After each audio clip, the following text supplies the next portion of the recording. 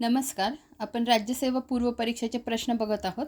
त्यामध्ये आज आपण सामाजिक सुधारणा किंवा समाज सुधारक याच्यावर जे काही प्रश्न आलेले आहेत ते बघणार आहोत. त्यामध्ये आता भारत हा टॉपिक आहे आणि त्याच्यावरचा जो एक प्रश्न आहे काय तर खालील विवरणावरून व्यक्ती ओळखा. राज्यसेवा पूर्व 2017ला आलेला प्रश्न आहे. बघा, संस्कृतचे महान पंडित तरीही पाश्चात्य विचारांचा स्वीकार, तत्वबोधिनी सभेमध्ये सहभाग, संस्कृत कॉलेजमध्ये पाश्चात्य विद्येचे अध्यापन सुरू केले, विधवा पुनर्विवाहासाठी प्राचीन धर्मग्रंथ व शास्त्राचा आधार दिला. ठीक आहे, ह्या विवरणावरून जर व्यक्ती ओळखायची झाली तर उत्तर काय आहे? ईश्वरचंद्र विद्यासागर.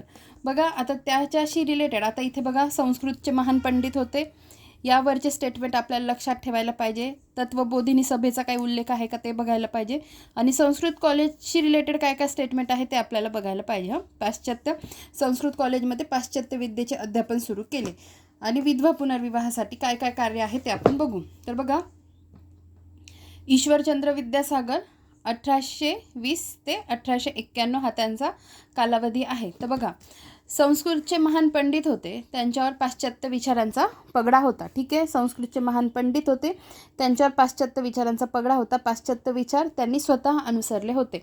मूळ नाव काय? ईश्वरचंद्र बंडोपाध्याय. नाव लक्षात ठेवा. आता संस्कृत कॉलेजशी रिलेटेड जे स्टेटमेंट होतं त्याच्याशी रिलेटेड संस्कृत कॉलेज महत्त्वाचं आहे आणि त्यांनी त्याच्याशी रिलेटेड काय काय आहे गोष्टी त्या माहिती पाहिजे. तर बघा, जी विद्यासागर ही पदवी होती ती कोणी दिली? तर कलकत्ता संस्कृत कॉलेजने त्यांना दिली. नंतर संस्कृत कॉलेजमध्ये ते पाश्चात्य विद्येचे अध्यापन करीत असत, हे स्टेटमेंट तर होतं ऑलरेडी. आणि 1851मध्ये ते संस्कृत कॉलेजचे प्राचार्य बनले. हे 3 स्टेटमेंट लक्षात ठेवा. विधवा पुनर्विवाहासाठी प्राचीन धर्मग्रंथ व शास्त्राचा आधार घेतला. 1856मध्ये विधवा पुनर्विवाहास मान्यता मिळण्यात त्यांचा मोठा वाटा. 1856मध्ये बालिका विद्यालय हायस्कूलची स्थापना.